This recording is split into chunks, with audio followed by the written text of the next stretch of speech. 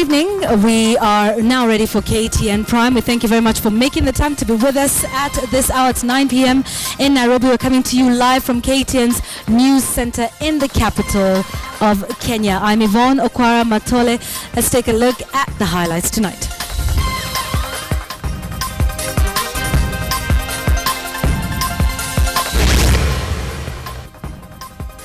Muwazi kwamba nimeshinda uchaguzi.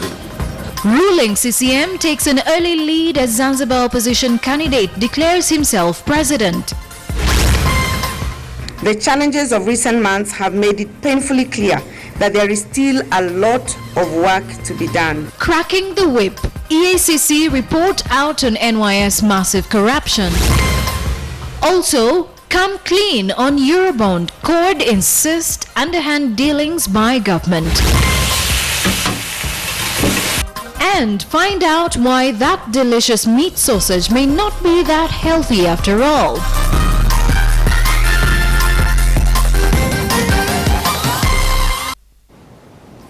All right, so we want to focus once again on the events coming out of Tanzania. The results are coming out quite rather slowly, but we now know that Magufuli is in the lead, with Lowassa having taken 4 constituencies out of 13 tallied so far. Magufuli, of course, taking the lead with 9.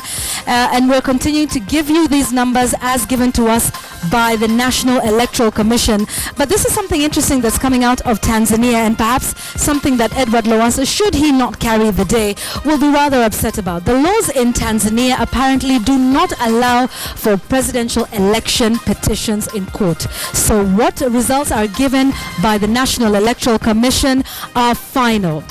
So we're asking you today, should Tanzania amend its laws to allow for presidential election petitions? Remember, like we said, the word of the chair of the National Electoral Commission is final. They do not have the opportunity, like we do in Kenya, to go all the way to the Supreme Court, particularly for the presidential elections. Should they amend their law to allow for presidential election petitions? 22155 is our SMS number, so please send in your texts. Start with a yes or no, followed by a brief comment and where you're watching us from, and we will definitely take your views in at KTN News, at Yvonne Okwara. The hashtag we're using is KTN Prime. Would love to hear from you on that, and our focus carries on the elections in Tanzania. We want to hand you over now to John Alanamu, who's at that National Tallying Center. We'll have John Alanamu with us in just a moment as we focus on the transition in Tanzania.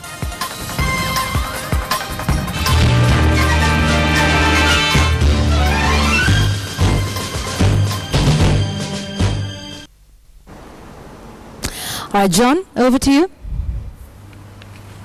All right, many thanks, Yvonne. Of course, announcements of about 27 constituencies just concluded here at the Nyerere Convention Center, opening up a strong lead, at least in early days, for John Pombe Magufuli. He's holding in his basket 20 constituencies so far to Edward Lowassa Chadema's 7 constituencies. This results here, these are tabulations that we've been making, -4 of them. Prior to 8 p.m. when that announcement was made, John Magufuli was winning with 196,698 votes to Edward Lowassa's 104,560 votes, but now -4 constituencies from the 27 that have been announced so far. John Magufuli is leading with 458,000 votes, 458,040 votes, and Edward Lowassa has got 297,696 votes.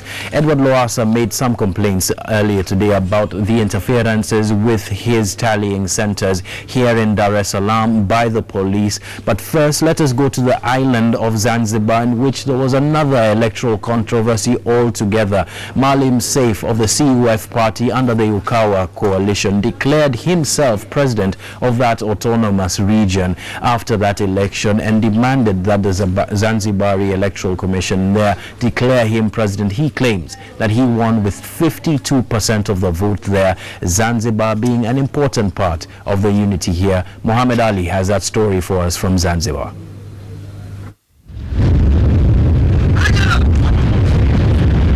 Tense times in Zanzibar Island, moments after CAF presidential aspirant Maalim Seif declared himself the winner of the hotly contested elections. This comes barely some few hours before the announcement of the elections by the Zanzibar Electoral Commission, which was due at 11 a.m. Nimemzidi Mheshimiwa Dr. Ali Mohamed Shein kwa kura 21,714 na ni sawa na 52.87 alizopata mimi kwa 47.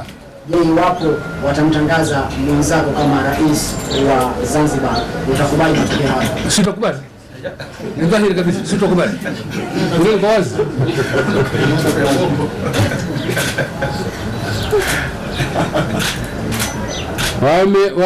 Wameendelea kuninyang'anya, na nimekuwa nikisema kwa mara hii ya mwisho hatuna nani tena.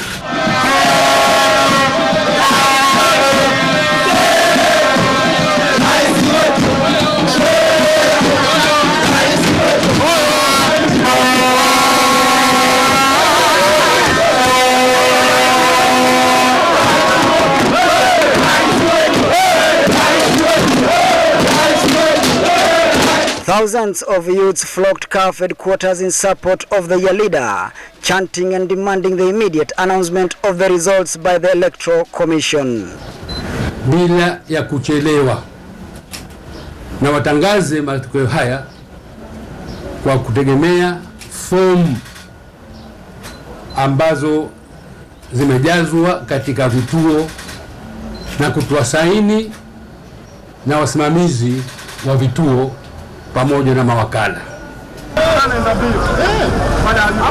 Security personnel have surrounded the city with cases of police brutality reported in some of the opposition strongholds.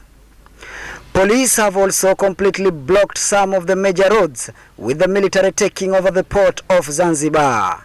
Muhammad Ali, KTN News, Zanzibar. Let's go to the north of Tanzania now. Mercy Kandia spent some time in the countryside in Arusha and spent some time with some of the voters who say that they supported Edward Lowassa there. What their thoughts are about how the election went. Here's that story with Mercy Kandia. Their brightly colored traditional attire makes them stand out. Monduli is the hometown to the Maasai community, and as they go about their business, it's not an ordinary political season here. One of their own, Edward Ngoyai Lowassa, vied in Sunday's election for the presidency. It's the talk of the town, and so they gather to discuss. The community is now more visible than ever. Mimi jina langu naitwa Saiguran Kipuyo. Kiongozi wa mila na desturi, nimeteuliwa na jamii mwaka wa 70. Mzee Saiguran mentored and saw the former Prime Minister Lowassa grow. Uhusiano wangu na Lowassa, kwanza tuko kwenye kijiji moja. Uhusiano wetu ndio hiyo, kwamba nimemlea, sasa na yeye anarudi kunilea kama mzee. Lowassa is the fourth-born child of headsman Ngoyai Lowassa. Mzee Saiguran says Lowassa was always standing out from the crowd as a child. Kama huyo mnayesema sasa hivi Edward Lowassa anatafuta rais, pia nilaigana ni kama sisi tunabatisa akiwa bado mdogo. It's a community that is almost solely known for its rich culture. In Monduli village, they know it's that and much more. Masai tunapenda siasa sana. Hakuna mtu unapenda siasa kama Masai. Tunapenda kwa sababu mwenzetu anayesimama ni Masai, kwa hiyo tunapenda na tunafurahi na yeye aendelee kuongoza nchi.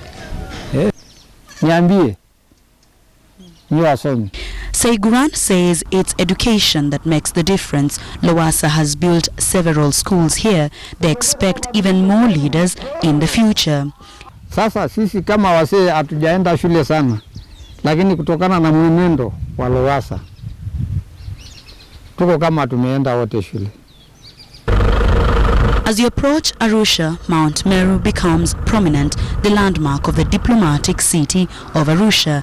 The 2015 Tanzanian election stands out in history as two leaders, CCM's John Magufuli and Ukawa's Edward Lowassa, battle it out.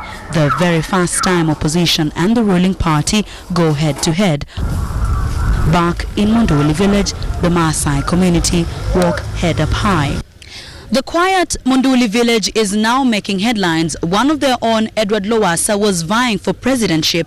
The Maasai community especially are proud that one of their own went for the top seat. Mzee Saiguran says Lowassa's leadership has nothing to do with him being a Maasai, but what he believes is a God-given ability to lead. Masi Kandia, KTN News, Arusha, Tanzania. Well, our coverage rolls on here in Dar Salam from Arusha. There, an interesting story by Mercy Kandia. And I'm joined, as you can see, by January Makamba. Thank you very much for joining us. Pleasure. January Makamba is a member of the National Elections Committee of the Chama cha Mapinduzi. Thank you very much for joining us once again. Now, we've just concluded hearing the results from day one of the vote count. Your assessments, I'm sure, are fairly positive about this. And we spoke about this sometime earlier. John Magufuli seeming to win at a bigger constituencies, Edward Lowassa, his wins being restricted to smaller ones. Tell us, now that the election is over, in terms of strategy, how important were these big constituencies? No, very important. As you know, Tanzanian population is growing very fast, and our settlement patterns are changing. Urban centers attracting more young men. But new cities, coming up and growing up. We have about 9 regions that form 52% of the voter registration, and therefore, new government has to deliver for these people. All right, new government having to deliver for these people, the networks of CCM having been around for many years. So it would seem, especially for Chadema, that hasn't had as long a time to be able to grow its networks in Tanzania, that you had the upper hand. Allegations of the use of state resources, not CCM resources, in this campaign to get a leg over, Chadema. Is this true? First of all, I want to contest this idea that being there as a party that has been there for 50 years and the one that has been there for 23 years, that has to do with a victory. I think you are discounting the hard work that we have done in this campaign, and also you're discounting history that in other countries, parties that have been formed over a couple of years have gone into in power. So that's one. But two, as far as allegations are concerned, it has become a habit in our continent, and I think this is something that we must address, that every time parties go into election and a party or candidate loses, somehow there was a foul play. From the assessment of the observers that we've started to read, including His Excellency Mudi Awori, who was here on behalf of the East African community, shows that all the conditions for a fair election existed. Obviously, given the size of our country, given the terrain, to organize such a logistical effort as an election would pose challenges. But from our perspective, the challenges that we faced could not have tilted an election one way or the other. All right, all the conditions being there for a free and fair election, that of course being your perspective, but Edward Lowassa would take a very different perspective, considering what he alleges happened today. Police going into his tallying centers, arresting 191 members of his team that were doing tallies for the election, trying to compare the figures there. That doesn't sound like something that would happen in a free and fair environment. What's your response as CCM? No, I have to be honest with you. I don't don't have details of what happened. I read it on social media, the incident that you're talking about, and I was looking and scanning for a formal police statement, and it's yet to be out. So and I need to be able to see that before we make a statement and define what really happened. But I mean, for us, a tallying center and its functions normally is after the vote has been cast. So whether the existence or non-existence of a tallying center will change the outcome that we see here, that's doubtful. All right, if the outcome does change as we wind up, are you prepared as CCM to hand over power to Chadema? You see, the way we organize our campaign since day one, we've been preparing for this election for a long time.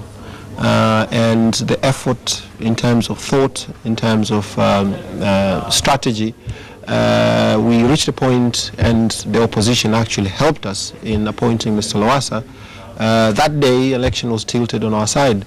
So, you know, we never thought, we never comprehended, we never, you know, for us imagined that we'll be at a point where we lose this election. All right, but you're not answering the question there. If you, if the lead changes here and it winds up in Edward Lowassa's favor, are you as CCM prepared to hand over leadership? No, to be frank, I don't want to answer a hypothetical question that from the information that we have now, you know, is really non-existent. All right, I'll let you go there. We'll ask this question again tomorrow. January Makamba, thank you very much for joining us on KTN News. I'm sure we'll be talking again with respect to this election as the results come in. Still early days yet, even though John Magufuli opening up quite a bit of a lead against Edward Lowassa in the 27 constituencies whose results have been announced. We are here and we will be here until that last constituency result is announced. Will it be CCM? January Makamba contends so, and will it be Chadema? Let's see in coming days. Back to you, Yvonne, in Nairobi. Absolutely. Thank you very much, John Alan Namu. Those numbers again. Magufuli of CCM, 458,040 votes. Lowassa from Chadema Party, 297,696. That's just from 27 constituencies. We still have a long way to go. There's over 200 constituencies in Tanzania. So stay with us as we continue to report on the transition in Tanzania. Now, let's go to a health alert that should worry a number of us. The World Health Organization today announced that consumption of processed meat could lead to cancer. The organization further states that red meat probably causes cancer too. And with meats being a favorite meal in many Kenyan homes, probably on your table right now, this revelation should be a cause for concern. But what particular foods are these and how much danger do they pose? Sharon Ramanyi reports. Know that yummy bite of sausage you love to have in the morning, the tantalizing slices of bacon, that ham. Turns out these three types of foods could kill you, or at least there's 18% chances that it could cause cancer if one eats more than 50 grams a day. This is what the International Agency for Research on Cancer, an agency of the World Health Organization, has stated in a report. In a long-awaited determination, the France-based organization put processed meat like hot dogs and ham in its Group 1 list, which already includes tobacco, asbestos, and diesel fumes, for which there is a said sufficient evidence of cancer links. Red and processed meat is linked to cancer with scientific evidence. So it's not just something that has been suggested or that one report has said. Actually, there's a lot of scientific research to back up the fact that red and processed meat are linked with bowel cancer. So I would say that absolutely it's something that we want to pay attention to. We want to take note. Red meat, under which the agency includes beef, lamb and pork, was classified as a probable carcinogen in its Group 2A list. By taking one sausage a day, which is 50 grams of processed meat, I increase my chances of getting bowel cancer by 18%. This is what global health experts are now saying in a report that is bound to spark that very touchy debate on whether anyone would want to have meat on their plate at all. Sausage lovers like myself may, however, seek comfort in some cancer experts' criticism in how the study fails to describe the mechanisms by which this causes cancer, further adding that describing processed meats as being just as dangerous as cigarette smoking to be alarmist. The agency describes processed meats as meat that have been preserved by smoking, curing, salting, or adding preservatives. Uncertainty is generated because, of course, you can treat meats in very different ways. For example, if you're preserving it and adding a lot of smoke, then you can introduce carcinogens possibly in that process. The agency, which does not make specific policy recommendations, cites an estimate from the Global Burden of Disease Project that 34,000 cancer deaths per year worldwide are attributable to diets high in processed meat. This compares with about 1 million cancer deaths per year globally due to tobacco smoking, 600,000 due to alcohol consumption, and more than 200,000 each year due to air pollution. Sharon Momanyi, KTN News. Interesting findings from that study there. So some food for thought. Yeah, pun intended. Key departments in the National Youth Service will undergo an extensive overhaul in the next 1 month in a move by Cabinet Secretary at the center of a corruption storm. Devolution Cabinet Secretary says an assessment of her ministry commissioned by the Ethics and Anti-Corruption Commission to carry out and which coincidentally is investigating officials in her ministry has recommended far-reaching changes in key departments. Here is KTN News' Dennis Onsarigo with Waiguru's next move at the helm of the powerful ministry. For a cabinet secretary who survived 2 impeachment motions defended by the highest office in the land and somehow managed to downplay a public outcry to step down, Anne Waiguru is back in the news. The cabinet secretary was playing host to the Ethics and Anti-Corruption Commission. Her ministry had tasked the commission to carry out an assessment of the multi-billion corruption-riddled National Youth Service, NYS. The Ethics and Anti-Corruption Commission damning report, dubbed NYS Risk Assessment Report, reveals that the agency has been engaged in procurement without an approved plan, opening loopholes for corruption.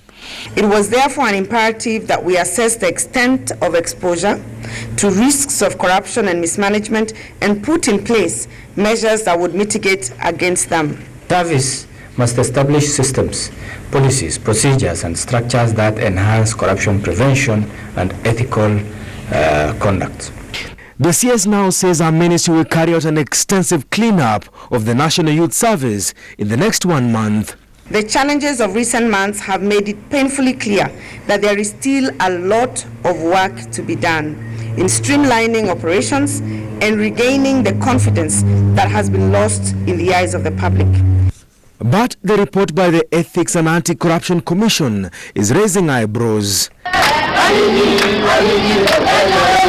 The Cabinet Secretary has recently recorded a statement over the loss of millions of shillings at NYS after denying that not a single coin was lost. EACC, that our ministry commissioned to carry out a risk assessment of key departments at NYS, is also part of the investigating team trying to unravel how more than 700 million shillings ended up in individual pockets. The Cabinet Secretary has also suspended several officials in our ministry, a move that has been questioned by anti-corruption crusaders. The crusaders are questioning why Anne Waiguru is suspending junior staff at NYS without express recommendations from the Directorate of Public Prosecutions. Unlike other cabinet secretaries who have been forced to step aside to allow state agencies to investigate their sins of commission or omission, Anne Waiguru has stayed put, overseeing a once decorated peel of the Jubilee administration that is now riddled with corruption allegations. Denson Sarigo, KTN News. The burial of ODM Chairman John Mbadi's mother provided an avenue for opposition coalition CORD to continue with their onslaught on Jubilee government's economic performance, saying the country is headed for tougher times under President Uhuru Kenyatta. CORD leader Raila Odinga insists that the government messed up with the Eurobond and asked Treasury to own up. Victor Ogale reports. The Cord fraternity who were in Gwasi Suba constituency for the burial of John Mbadi's mother, Slamina Yambo Ngongo, heated Garissa Town Member of Parliament Adan Duale for his reply towards Raila of the Yoruban saga. We have formed a rapid legal response team, and that team is headed by myself and Honorable Ababu Namwamba and 5 other members of Parliament. He has been asked to account for the money of the Kenyan people. Jana Duale hata anajibu hizo pesa hata zilitumiwa kulipa deni ya Raila na Kibaki. This man was really selling tea. You told Parliament the truth that these people borrowed money, they kept the money out there and started spending the money without your authority as the control of budget. Madam Agnes Odhiambo, don't allow these people to twist you to change that position. On his part, Cord leader Raila Odinga termed Duale as a leader with lack of wisdom as he is being used by the government. Anadualowacha yote huko bunge. Na yeye anataka, he wants to compete with Raila. Duale is not a match for Raila. In fact, we are challenging Uhuru. Why are you keeping quiet, Uhuru Kenyatta? We know your game plan to intimidate us, to silence us, to stop us from allowing Kenyans the opportunity to know the truth. The issue of Deputy President's case at the International Criminal Court also took center stage, with the Cord MPs telling Ruto that their party leader nor ODM did not fix him. It has been proved that Ruto was fixed by people who were actually on the side of Uhuru and Kibaki. And Ruto cannot, the Jubilee government cannot therefore claim that Raila fixed Ruto when Ruto was one of the principals in Raila's coalition. John Mbadi's mother, Slamina Yambo, died at the age of 82 and was laid to rest in Gwasi, Suba constituency. Victor Ogale, KTN News, Homa Bay County. Thanks, Yvonne. We still roll on with our coverage here. The hall is empty this evening, but Tanzania is expectant of more votes coming from this place and a resolution about who will be the next president of Tanzania starting tomorrow. Lots happening tomorrow as well. I'll update you that in a moment. But first, let's return to that amount of expectancy in different parts of the country. Francis Ontomwa was in Morogoro and now brings us that painful wait by residents there.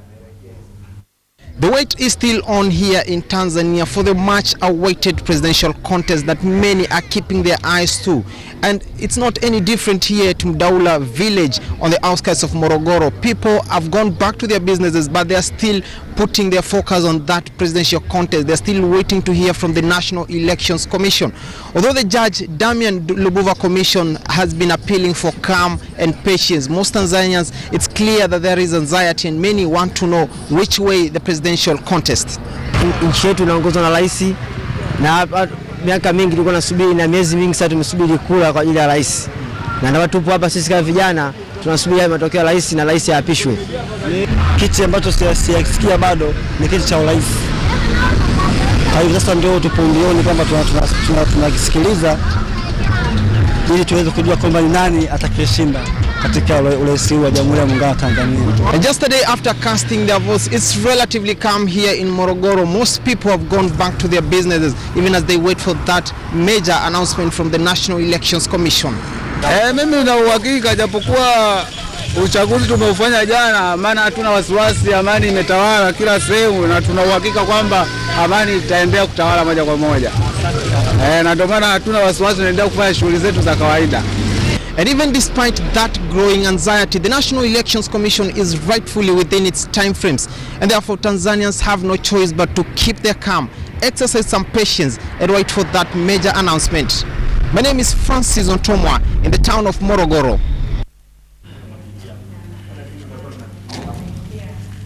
Here in Dar Salam, in fact, here in this hall, the Nyerere Convention Center, the wait was indeed long from the first announcement of that first batch of results, just 3 constituencies. The next announcement came at 4:30 p.m. and then the next one at 8 p.m. But aside from what was happening in here, it was quite a fast and furious day for the politics around this election. Edward Lowassa having a press conference alleging quite a number of issues against the police, and in Kinondoni almost reaching fever pitch with respect to an altercation between voters there who are voting today because they didn't have enough voting materials yesterday. Ben Kitili, who's been in Tanzania for about a month now, took the pulse of the country and the city with respect to this election here in Dar Salam.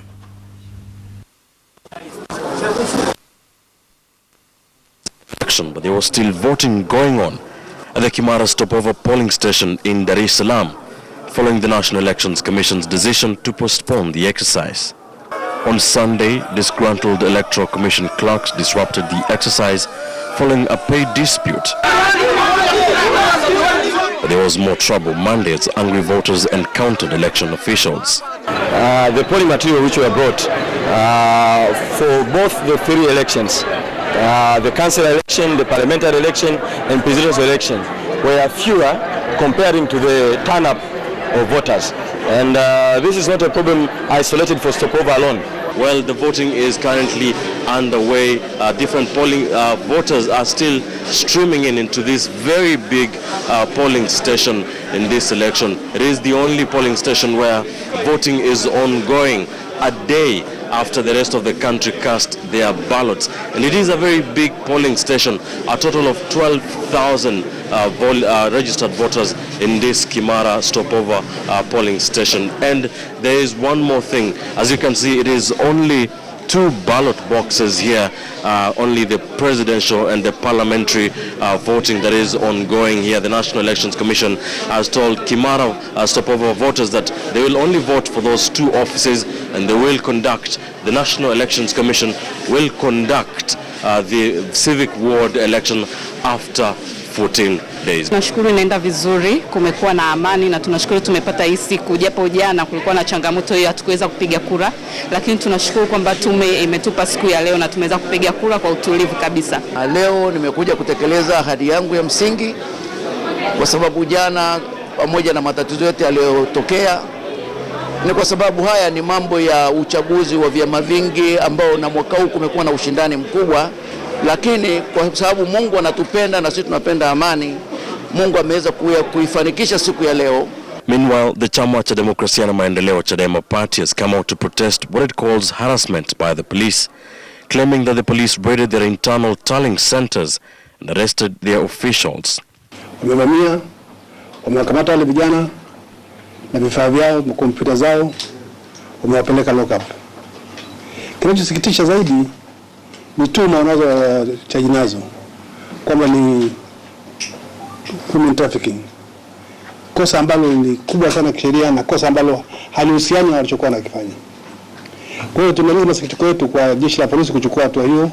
Wakati huu tunaohitaji vijana hao wanafanya kazi ya tallying, kuangalia zile picha zinazokuja zinafanyaje, zinafanana na zipi na kufunga hesabu vizuri. We work from here, party headquarters. We don't direct the police. We have no idea how, where they are, and I'm very impressed. They have 191 IT specialists, but for us, whether or not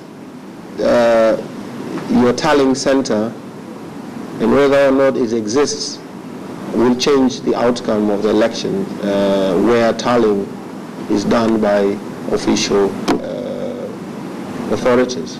Vote tallying is still ongoing at the Julius Nyerere International Convention Center. The National Elections Commission expects to announce the winner of the presidential election by Thursday, October 29th. Ben Kitili, KTN News, Dar es Salaam, Tanzania. All right before we leave you this evening from Tanzania, we were the first ones in and were probably the last ones out of this convention center. Just an update on the numbers once again. John Magufuli closing out the day with 458,040 votes to Edward Lowasa's 696 votes. Vote announcements will continue from that stage right there. Tomorrow we'll be here to be able to cover that, but we'll also be following the preliminary reports of different observer missions that have been observing this election throughout the campaign period and of course throughout vote counting. Quite a number of them there. There's the African Union Commission. Well, we'll begin with a story where Equity Bank has announced 14% growth in its third quarter net profit to 18 billion shillings. And as KTN's Joy Dorimbira reports, consolidation of the bank's subsidiaries is expected to drive growth even higher. During the period under review, Equity Bank's loan book grew to 263 billion Kenya shillings from 203 billion Kenya shillings a year earlier. This saw interest income grow 21% to 31.60 billion shillings. The bank, however, expects growth in loans was to slow across the industry in the coming months due to rising interest rates that would force businesses to postpone new borrowing. Growing after tax by 14%, and before tax also by 14% to reach 18 billion shillings. The Central Bank of Kenya's move to raise the benchmark lending rate from 8.5% to 11.5% to keep inflation in check has seen banks respond by raising interest rates to customers. The 91-day Treasury bills rose to 22.492% last week, further heaping pressure on private sector borrowers. Equity Bank CEO James Mwangi, however, says this is a short-term spike expected to correct itself. Interest rates is affecting about 4 million Kenyans who have loans, and yet the rest of the population will be affected if the interest rates are passed on to the consumer goods. When you look at balance of payment, it is at just at negative 77 billion, and it goes up sometimes, like in January, it was at 113 billion negative, suggesting the underlying fundamentals are not long. For Equity Bank, growth of its subsidiaries remains key to its strategic growth plans. During the period under review, profits from its regional banking subsidiaries and non-banking subsidiaries grew by 92%. The Kenyan unit contributed 86% of profits, down from 94% last year, with the bank keen on having the subsidiaries contribute 60% to the bottom line. Also seen the contribution of the regional subsidiaries, that is Tanzania, Uganda, Rwanda, DRC, Congo and South Sudan, growing significantly. They have contributed 30% of all the deposits. In the third quarter, customer deposits rose to 316 billion shillings, while its non-interest income rose by 29% to 16.8 billion Kenya shillings on the back of increased foreign exchange income. Many thanks there, Joy Doreen. Impressive numbers by Equity Bank. Well, moving on, real estate continues to remain profitable for investors if recent findings of a survey by the Kenya Bankers Association is anything to go by. On average, house prices in Kenya increased by 1.26% during the third quarter of 2015 compared to 0.2% in the quarter two. According to the Housing Price Index, apartments continue to register faster growth compared to other types of houses, with mortgages registering a slowdown.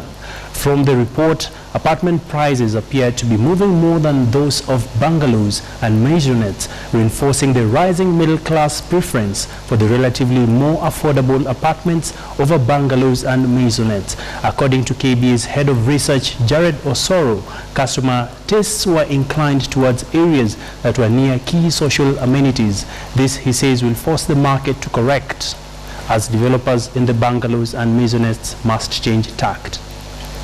The period that we've been constructing the index, in the sense that we've seen bungalows that used to lie in large spaces of land now being redeveloped to take advantage of that emerging middle class, which is now demanding apartments more than the demand for bungalows that has been the dominant feature in the market previously.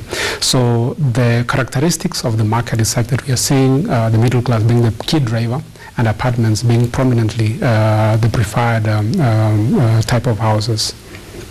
So Jared, where does this leave developers who have concentrated around maisonettes and bungalows really? I think that is an indication to the fact that at some point the market must correct. The market must respond to demand. If demand is in that middle segment, then it simply means that the developers who are now on the supply side will start to adjust to fill the gap that exists where the demand is. And the demand clearly from our index is in the middle segment. And we're probably seeing less of development in that area as opposed to the apartments. And now to some good news in the aviation industry. After an 18-year absence from Kenyan skies, German carrier Lufthansa has resumed direct flights between Nairobi and Frankfurt. With 3 weekly flights out of Nairobi, the airline is tapping increased business ties between Kenya and Germany. And as Ashley Mazuri reports, the move could just be the shot in the arm for the tourism sector that has been fluctuating when it comes to tourism numbers. Germany has been for a long time a key source market for Kenya's tourism industry. It was therefore no surprise that the sector's players were all smile when German carrier Lufthansa announced it would reintroduce direct flights between Frankfurt and Nairobi. I'm sure and certain that the business community and the tourism community here in Kenya are very excited about this flight. So you're very welcome. That was a decision that is very well received by the government of Kenya. The airline will operate 3 weekly flights from Nairobi to its Frankfurt hub. Lufthansa will also partner with Swiss Airline and operate 8 weekly flights to and from Nairobi, offering seamless connections to hundreds of destinations. Good news for the local tourism sector is the exceptionally high bookings between December and January, an indication German tourists might be trooping back. We've been looking forward to this, especially the tourism sector, knowing that Frankfurt connects the flights not only from Europe, but also from the US. Germany remains Kenya's third largest export market in Europe after the United Kingdom and Netherlands. Lufthansa has in the past relied on code-shared flights with partners Swiss and Brussels Airlines to connect their passengers to Nairobi. Brussels Airlines, which has been partnering with the German carrier, has wound up its services in Kenya after 13 years, instead looking at growing its West African routes to support growth. We as a Lufthansa group are looking forward to being the key link for all of you between this East African powerhouse, Europe, North America and beyond. According to the Ministry of Tourism, Lufthansa's direct flights will significantly improve the business environment in Kenya for Germany companies, while at the same time, leisure tourists will benefit from the quick and comfortable connection into Kenya. Ashley Mazuri, KTN Business.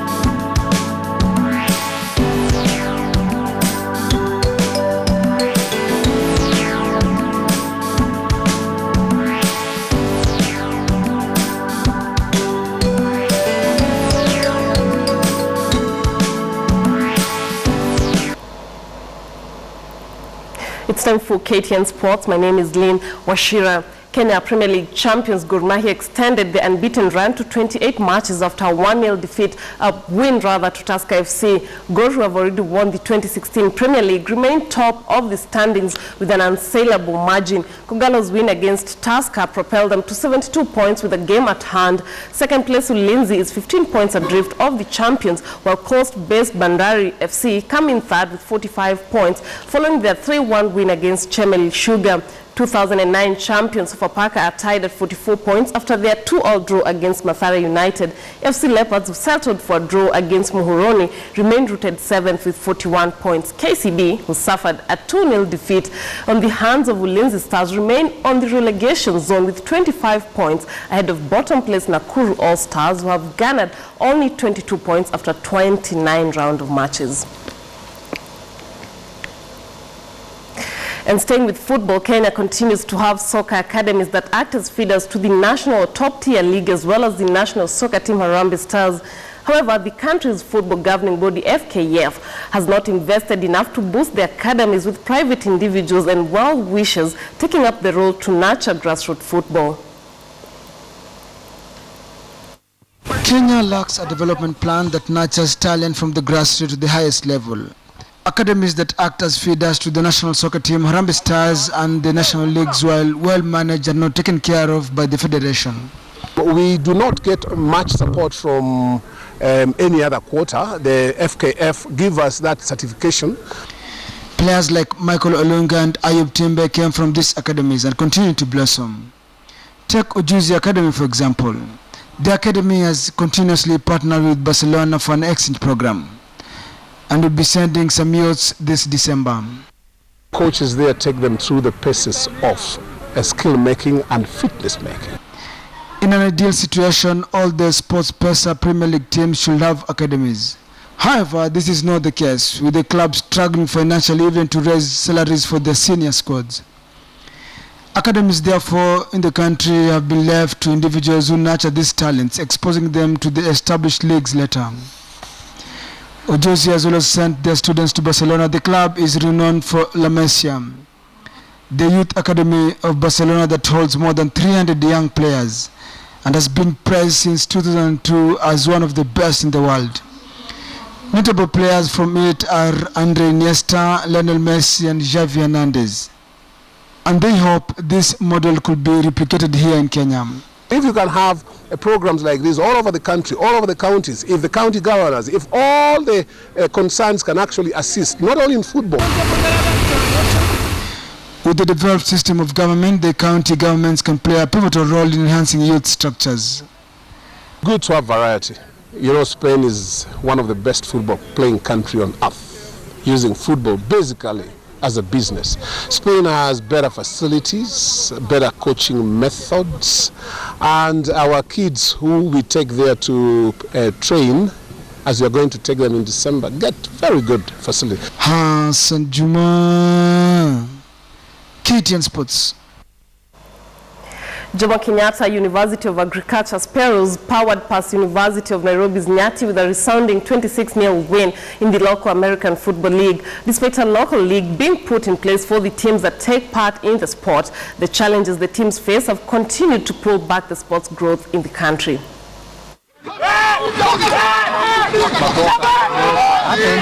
It was the clash of the Titans as the University of Nairobi mighty Nyati took on Jomo Kenyatta University of Agriculture and Technology Sparrows in a thrilling encounter in an American Football League match played at the University of Nairobi grounds. The Sparrows came into the match seeking to extend their spectacular run in the league to 4. The domineering performance was evident from the onset as impressive catches from Russia Marco Mondi and Teddy Dunde ensured that JKUAT powered to a 26-0 victory. I will grow in the next few years because that's where I'm seeing myself in a few years. Go out there, get some exposure. The sport, however, is in its baby steps in the country, despite enjoying unrivaled popularity in other countries such as USA. Just like any other sport waiting to sprout, the challenges have been plenty, an issue which has led to its stunted growth. These things are not manufactured locally, and now we have to import always or depend on donors to give us some of their used equipment. Financial constraints have seen a Samburu-based team not able to honor even a single fixture this season. Lack of local-based and qualified coaches has not helped its growth either. Currently, the teams that take part in the league, JKUAT, Nairobi University and Kenyatta University, share one volunteer coach, American Dan Oski, who is a former NFL player. But these other teams depend on the knowledge borrowed from the same guy or materials obtained from online and other manuals. run the sport. Yes, I'm sure by 2016 we'll have more guys and much more equipment to help progress the sport, like develop it to at least a better level than what we are seeing today. Jomo Kenyatta University of Agriculture and Technology leads the standing with 6 wins out of 10 matches, while University of Nairobi and Kenyatta University are placed second and third with 4 and 2 points respectively. Robinson Okenye, KTN Sports. Whether Tanzania should consider putting in an election petition court to be able to resolve any disputes that arise from this election. Should they amend their laws to allow for presidential election petitions? The polls, the results are in. 67% of you say yes, 33% say no. A text message from Twalib Mwamzandi in Mombasa. You say, what's the use of a petition court after we saw what the Supreme Court did in Kenya? Tanzanians should put their money to better use than a petition court. We also have election appeal courts in Africa, a mockery like a Kenyan case. Tanzania should forget about it. That's Linus in Nairobi. We want to thank you very much for watching and thanks for your views tonight. I'm Yvonne Okwara Matole. Have a good night. We'll see you again tomorrow.